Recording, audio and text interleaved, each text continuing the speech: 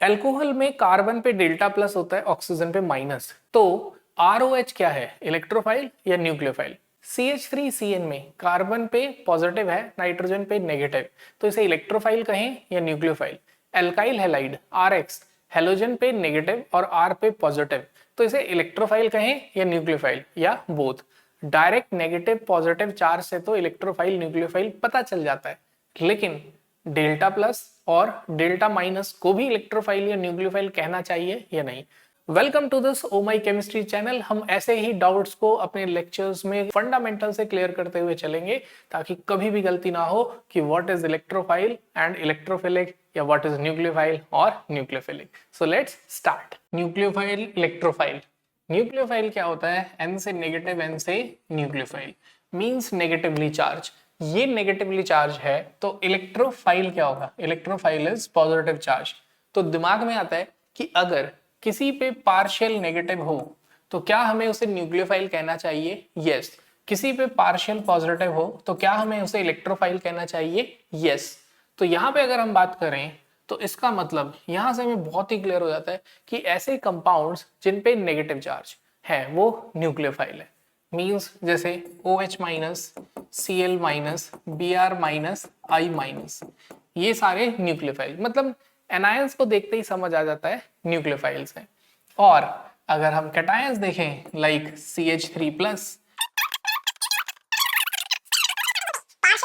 अब एक बात, what is nucleophiles and what is nucleophilic? तो समझिए न्यूक्लियोफिलिक क्या है, न्यूक्लियोफाइल का नेचर। कोई न्यूक्लियोफाइल जितना ज्यादा स्ट्रांग होगा उसे न्यूक्लियोफिलिक कहा जाएगा। मींस अगर हम बात करें तो हम ये कह सकते हैं कि Cl minus and I minus, तो यहां पे हम बोलें तो we can say I minus is stronger nucleophile than Cl minus, या I minus is more nucleophilic than Cl minus. Same way अगर यहां पे बात की जाए H plus and I plus, यहां पे पूछा जाए कौन स्ट्रॉन्गर इलेक्ट्रोफाइल है, तो H plus is stronger electrophile, और you can say H plus is more electrophilic than I plus. अब यहां पे अगर डायरेक्टली कैटायन एनायन आ रहे हैं कोई प्रॉब्लम नहीं हो रही है, लेकिन जब ये कंपाउंड्स की फॉर्म में आ रहे हैं तब देखना है, या न्यूट्रल की फॉर्म में आ रहे हैं तब देखना है। तो देखो यहां पर जैसे कि हम जानते हैं इलेक्ट्रोफाइल्स, इलेक्ट्रोफाइल्स में NH4 plus and H3O plus, ये मैंने इलेक्ट्रोफाइल न्यूक्लियोफाइल के लेक्चर में क्लियर किया हुआ है कि NH3 plus and H3O plus are not electrophiles, ये इलेक्ट्रोफाइल्स नहीं है। ठीक है, रीजन ऑलरेडी डिस्कस है, क्योंकि वैकेंट ऑर्बिटल नहीं है, vacant orbital is not available to accept, जो वैकेंट ऑर्बिटल है वो अवेलेबल नहीं है। ठीक है, to accept lone pair of electrons, क्या एक्सेप्ट करने के लिए? Lone pair of electrons, correct. अब ऐसे ही न्यूक्लियोफाइल्स हैं, तो न्यूक्लियोफाइल्स में भी अगर हम बात करें तो न्यूक्लियोफाइल में न्यूट्रल यानी कि which have lone pair available for donation, ammonia nucleophile है, वाटर न्यूक्लियोफाइल है, ईथर न्यूक्लियोफाइल है। ठीक है, अमोनिया, वाटर, ईथर ये सब न्यूक्लियोफाइल है। क्यों? Because it has lone pair available for donation, क्योंकि इनके पास लोन पेयर है किसके लिए? डोनेशन के लिए अवेलेबल है। ओके, सो अगर हम बात करें तो इतना तो हम ऑलरेडी डिस्कस कर चुके हैं। ठीक है, इफ वी डिस्कस दिस तो वी कैन से इतना तो हम ऑलरेडी इलेक्ट्रोफाइल और न्यूक्लियोफाइल यानी फंडामेंटल ऑफ जीओसी में डिस्कस कर चुके हैं। तो इसको दोबारा यहाँ डिस्कस क्यों कर रहे हैं? क्योंकि एल्काइल हैलाइड और एराइल हैलाइड की केमिकल प्रॉपर्टीज में न्यूक्लियोफाइल और न्यूक्लियोफिलिसिटी का बहुत डेप्थ में डिस्कशन है। तो आज हम डिस्कस करेंगे व्हाट इज न्यूक्लियोफिलिसिटी और कौन कौन से फैक्टर पे न्यूक्लियोफिलिसिटी डिपेंड करती है। सो स्टार्ट करते हैं। First of all, what is nucleophile और न्यूक्लियोफिलिसिटी? तो दैट इज वेरी क्लियर कि न्यूक्लियोफिलिसिटी क्या है, तो you can say tendency of an अब वो एलिमेंट भी हो सकता है, एटम भी हो सकता है, कंपाउंड भी हो सकता है जनरली, लेकिन सभी के अंदर चाहे कंपाउंड हो, मॉलिक्यूल हो, होता तो एक एलिमेंट ही है जो अपने lone pair of electrons donate करता है। तो न्यूक्लियोफिलिसिटी है टेंडेंसी ऑफ स्पीशीज को डोनेट करना है। ठीक है, तो what is nucleophilicity? Tendency of an element to donate lone pair. ठीक है, लोन पेयर, क्योंकि अगर इंडिविजुअल बात करें तो यहां बात खत्म हो जाती है, बट ऑर्गेनिक में, इन अ वैसल में, अगर एक एलिमेंट लोन पेयर डोनेट करने को तैयार है और दूसरा एक्सेप्ट करने के लिए अवेलेबल ही नहीं है, तो रिएक्शन होगी ही नहीं। इसलिए हमने ये भी लिखा है कि lone pair of electron to the electron deficient species, means जहां न्यूक्लियोफाइल है वहां इलेक्ट्रोफाइल का होना जरूरी है for the occurrence of reaction. Right, now this is nucleophilicity. फिर हम डिस्कस करते हैं न्यूक्लियोफिलिसिटी के बाद फैक्टर्स अफेक्टिंग न्यूक्लियोफिलिसिटी। कौन से फैक्टर्स हैं? ओके, सो फैक्टर्स अफेक्टिंग न्यूक्लियोफिलिसिटी में सबसे पहला फैक्टर आता है इलेक्ट्रोनेगेटिविटी।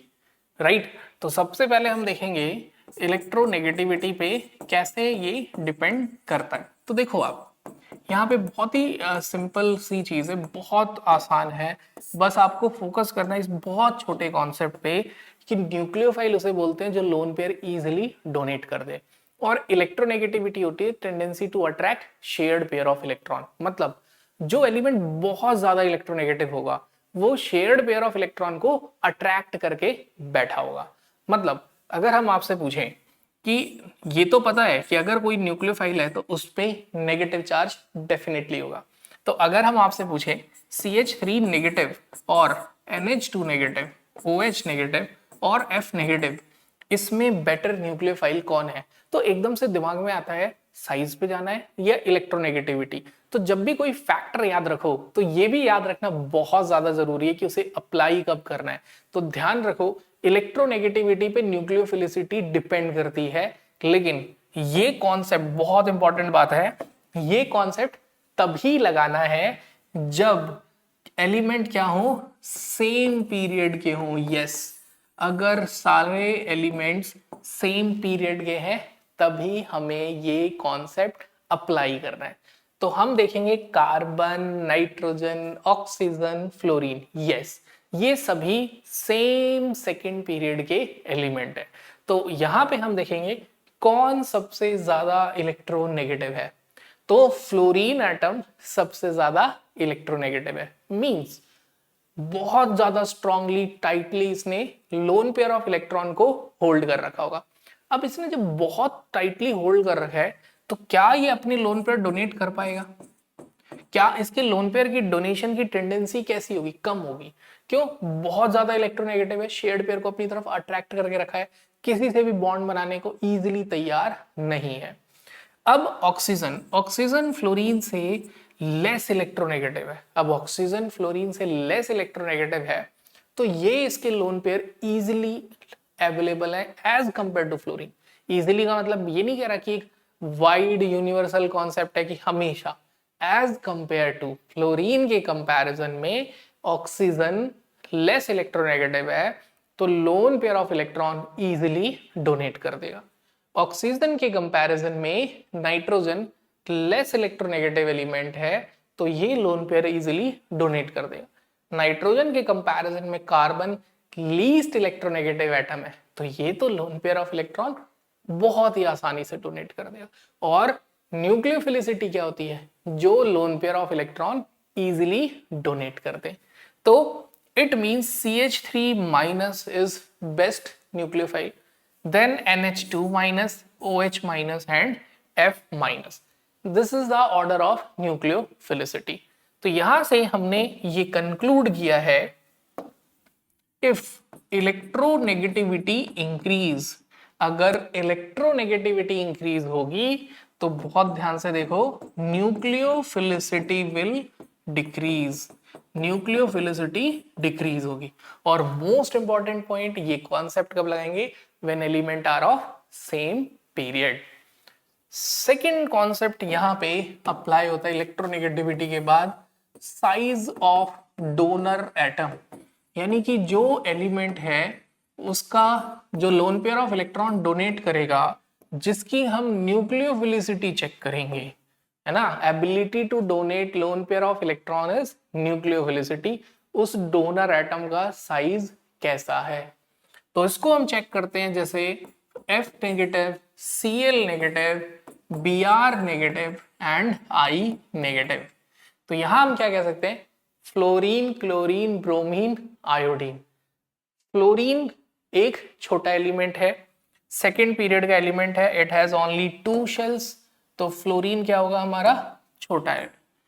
क्लोरीन थोड़ा सा बड़ा होगा, एंड फ्लोरीन से क्लोरीन पे जाते हैं तो साइज इंक्रीज बहुत ज्यादा होता है, अराउंड 60 to 70%, लेकिन क्लोरीन से ब्रोमीन पे जाते हैं तो साइज इंक्रीज बहुत ज्यादा नहीं होता, राइट। तो ये भी हमें ध्यान रखना है। अब क्या हुआ, सभी पे चार्ज सेम है, -1, -1, -1, -1। तो यहाँ पे -1 चार्ज एक छोटे से एटम के ऊपर है, क्लोरीन में ये -1 चार्ज एक बिगर एटम पे डिस्ट्रीब्यूटेड है, ब्रोमीन में ये -1 चार्ज और बड़े एटम पे डिस्ट्रीब्यूटेड है, I- में ये चार्ज और बहुत बड़े एटम या अगर नेगेटिव चार्ज कंसीडर करें तो एनायन में डिस्ट्रीब्यूटेड है।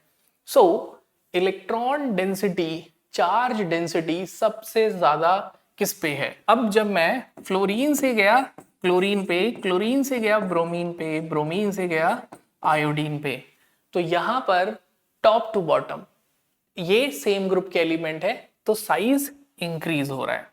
F नेगेटिव से बड़ा है, Cl negative anion, Br negative anion, I negative anion.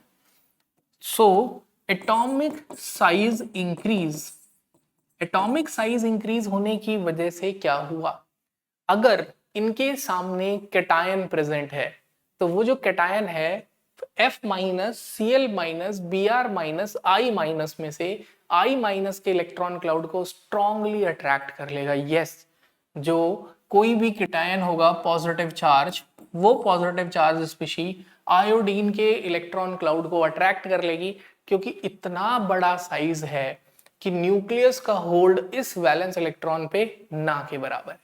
और फ्लोरीन के नेगेटिव चार्ज को कोई भी कैटायन स्ट्रांगली अट्रैक्ट नहीं कर पाएगा और I- को इजीली अट्रैक्ट कर लेगा। तो एटॉमिक साइज इंक्रीज होने से पोलराइजेबिलिटी ऑफ एनायन या एटम वो भी क्या हुई, इंक्रीज, एंड न्यूक्लियोफिलिसिटी इंक्रीज, और न्यूक्लियोफिलिसिटी भी क्या हुई, इंक्रीज। अब जैसे मैं हमेशा बोलता हूं, जब भी कोई कॉन्सेप्ट पढ़ो तो ये भी पढ़ो इसे कहाँ अप्लाई करना है। तो साइज ऑफ एटम हम कब डिस्कस करेंगे, जब हम जाएंगे इन अ ग्रुप। अगर सभी एलिमेंट सेम ग्रुप के हों, मींस अगर हम top to bottom in a group की बात करें, तब हम बात करेंगे साइज की।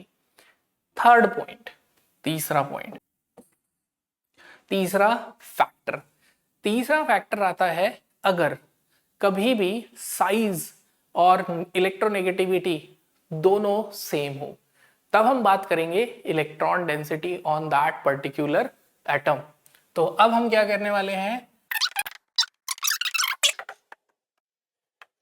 हम ऑब्जर्व करेंगे कि उस पे इलेक्ट्रॉन डेंसिटी इंक्रीज हो रही है या डिक्रीज। फॉर एग्जांपल, हमने कंसीडर किया एक कंपाउंड बेंजीन के ऊपर O-, ठीक है, और अब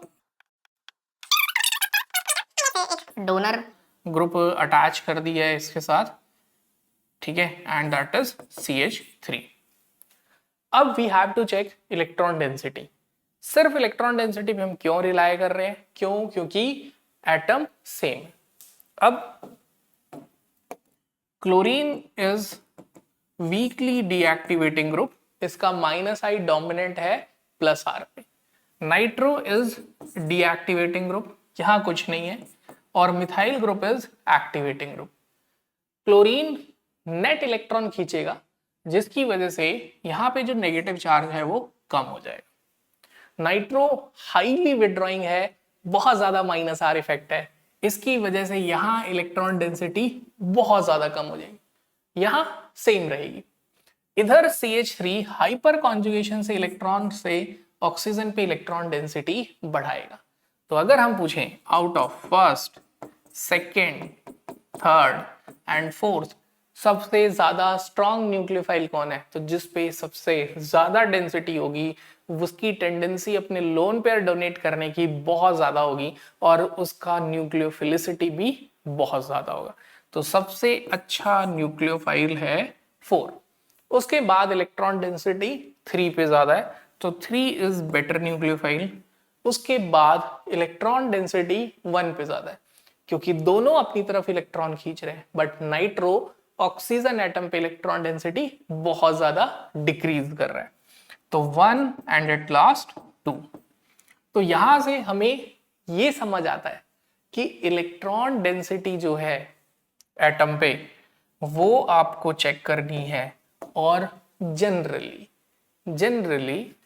plus I and plus M effect increases nucleophilicity. ये क्या करते हैं, न्यूक्लियोफिलिसिटी को इंक्रीज करते हैं। And minus I and minus M ये क्या करेंगे, डिक्रीजेस न्यूक्लियोफिलिसिटी। बट ये वाला कॉन्सेप्ट हम तभी अप्लाई करते हैं व्हेन साइज ऑफ एटम और एलिमेंट और एवरीथिंग इज सेम। अगर एटम सेम है तभी, जैसे कि आपने जीओसी में पढ़ा है कि क्वालिटी ऑफ रेजोनेंस भी मैटर करता है, तो नॉट एवरी टाइम हम ये कह सकते हैं कि रेजोनेंस, राइट। तो electron density and electron plus I और माइनस आई इफेक्ट। बट अब अगर एक जगह रेजोनेंस है और एक जगह रेजोनेंस नहीं है, तो नेक्स्ट पॉइंट आता है। नेक्स्ट पॉइंट क्या है, डीलोकलाइजेशन ऑफ इलेक्ट्रॉन। अगर इलेक्ट्रॉन का डीलोकलाइजेशन है तो उससे न्यूक्लियोफिलिसिटी पे क्या इंपैक्ट आता है। तो that is very easy for us to understand कि हमारे पास एक है CH3CH2O-, दूसरा है हमारे पास CH3C डबल बॉन्ड O-O-। यहां पूरा -1 चार्ज टोटली एक सिंगल ऑक्सीजन एटम पे कॉन्सेंट्रेटेड है, पूरा नेगेटिव चार्ज एक ही ऑक्सीजन एटम पे है, मींस हाईएस्ट इलेक्ट्रॉन डेंसिटी एक ही ऑक्सीजन एटम पे है। लेकिन अगर हम एसिटेट आयन की बात करें CH3CO-, तो वो क्या शो कर सकता है, इट कैन शो रेजोनेंस। क्या शो कर सकता है ये, रेजोनेंस। अब रेजोनेंस की वजह से क्या हुआ, ये नेगेटिव चार्ज कभी एक ऑक्सीजन एटम पे है और अगले ही बार यही नेगेटिव चार्ज दूसरे ऑक्सीजन एटम पे। इसकी वजह से एक -1 चार्ज दो ऑक्सीजन के बीच में डिस्ट्रीब्यूटेड है। अब इस डिस्ट्रीब्यूशन की वजह से जो इलेक्ट्रॉन डेंसिटी है वो उसका डिस्ट्रीब्यूशन हाफ हो गया। तो बताइए रेजोनेंस ने या डीलोकलाइजेशन ने क्या किया, इलेक्ट्रॉन डेंसिटी पर एटम डिक्रीज किया। As a result tendency to donate lone pair of electron decreases. तो यस, डीलोकलाइजेशन डिक्रीज न्यूक्लियोफिलिसिटी। तो delocalization of electron decreases nucleophilicity. जो डीलोकलाइजेशन है इलेक्ट्रॉन का वो न्यूक्लियोफिलिसिटी को डिक्रीज करता है। देखो आपके दिमाग में ये भी आ रहा होगा कि सॉल्वेंट की बात भी करनी चाहिए, वो मैं एकदम अलग से करूंगा। और आप सभी तब तक ये मान के चलिए जब तक हम सॉल्वेंट की बात नहीं करते तब तक सॉल्वेंट हमेशा एक्वस होता है। तो अभी जो भी डिस्कशन चल रहा है उसमें एक चीज कॉमन है, सॉल्वेंट, दैट इज एक्वस। ठीक है, कहना है स्टीरिक हिंड्रेंस। स्टीरिक हिंड्रेंस यानी बल्कीनेस बढ़ता है तो न्यूक्लियोफिलिसिटी कम होती है। न्यूक्लियोफिलिसिटी होती है किसी एलिमेंट का अपने लोन पेयर को जाकर डोनेट करना किसी इलेक्ट्रोफाइल को या इलेक्ट्रॉन डेफिशिएंट स्पीशी को। मैंने ये जो बात बोली कि न्यूक्लियोफिलिसिटी होती है न्यूक्लियोफाइल का जाकर इलेक्ट्रोफाइल पे अटैक करना, यहां एक इंपॉर्टेंट वर्ड था जाकर। तो यहां पर क्या होता है, न्यूक्लियोफाइल को अटैक करना होता है किसी स्पीशी पे, और ये कंप्लीटली डिपेंड करेगा उसके स्ट्रक्चर पे। मतलब अगर हमारे पास एक है CH3CH2O माइनस, एक है हमारे पास थोड़ा सा बल्की ग्रुप CH3CH3, तो इसकी वजह से, इस बल्कीनेस की वजह से क्या होगा, इस बल्कीनेस की वजह से यहां पर बिल्कुल भी अटैक होने के चांसेस थोड़े कम हो, और अगर बल्कीनेस और बढ़ गया तो किसी भी केटायनिक स्पीशी का अटैक करने के चांसेस और कम हो जाएंगे। क्यों कम हो जाएंगे? क्योंकि जैसे जनरली जो कार्बन है that is tetrahedral, sp3 sp3 sp3, all carbons are sp3। Now अब क्या हुआ कि यहां पर जो पॉजिटिव चार्ज यहां पे है नेगेटिव। अब जब कोई ग्रुप इस पे अटैक करना चाहेगा, तो मैं नेगेटिव इधर बना देता हूं। लेट से कोई कैटायन इस पे अटैक करने के लिए आया, तो देखो अटैक इज लाइक म्यूचुअल। हम ये कह सकते हैं कैटायन एनायन पे अटैक कर रहा है या एनायन कैटायन पे, और electrophile is attacking over nucleophile या nucleophile is attacking over electrophile. But organic में हमेशा इलेक्ट्रॉन ट्रांसफर दिखाया जाता है, तो एरो हमेशा न्यूक्लियोफाइल से इलेक्ट्रोफाइल की तरफ होगा। तो जब ये इसके पास अटैक करने आएगा तो एडजेसेंट ग्रुप कैसा है, अगर एडजेसेंट ग्रुप छोटा है तो it will experience less repulsion. Let's say इसके पास सिर्फ एक ही बड़ा ग्रुप है, ओके। लेकिन अगर एडजेसेंट ग्रुप बड़े हो गए तो obviously this cation is going to experience double repulsion. अब इसको ज्यादा रिपल्शन मिलेगी, और अगर यहां पे अटैच्ड ग्रुप और बड़ा हो गया तब तो इसको और ज्यादा रिपल्शन मिलेगी।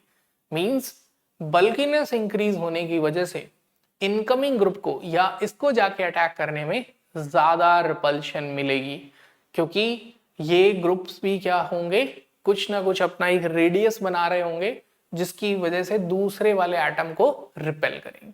ओके, स्टीरिक रिपल्शन कह सकते हैं, वैंडरवाल रिपल्शन, इसको भी हमने जीओसी में डिटेल में डिस्कस किया। बट यहाँ आप ऐसे समझ लो ये इसका एक दायरा है, और ये दायरा जितना बड़ा होगा उतना ही ज्यादा ये दूसरे स्पीशी को रिपेल करेगा। और अगर ये दूसरे स्पीशी को रिपेल कर रहा है तो ये दूसरे स्पीशी को कैसे इलेक्ट्रॉन डोनेट करेगा, क्योंकि उस स्पीशी का इसके सराउंडिंग या विसिनिटी में आना बहुत जरूरी है।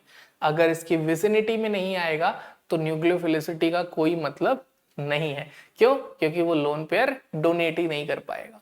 तो nucleophilicity is ability to donate lone pair of electron to the, important point है, लाइन है, ध्यान से सुनना, electron deficient species that is electrophile. तो यहां पे देखा जाए ये बहुत बल्की है, और यहां पे बल्कीनेस की वजह से न्यूक्लियोफिलिसिटी डिक्रीज। तो फिफ्थ पॉइंट क्या हुआ हमारा, स्टेरिक हिंड्रेंस, स्टेरिक हिंड्रेंस करता है। राइट। नाउ नेक्स्ट पॉइंट, अगला पॉइंट डिस्कस करते हैं। तो अगला पॉइंट क्या कहता है, नेक्स्ट पॉइंट कहता है हमारा स्टेरिक हिंड्रेंस की बात कर लिए। अब आपको बात करनी चाहिए दो एटम सेम है तब क्या होगा। अच्छा, ऐसा कब होता है? ऐसा होता है, let's say we have water, दोनों क्या है, सेम, ओके, सेम वे। फिर हम बोल रहे हैं NH2, अमोनिया, NH3, फिर हमने बोला NH2 माइनस, ओके। तो water OH minus, ammonia NH2 minus.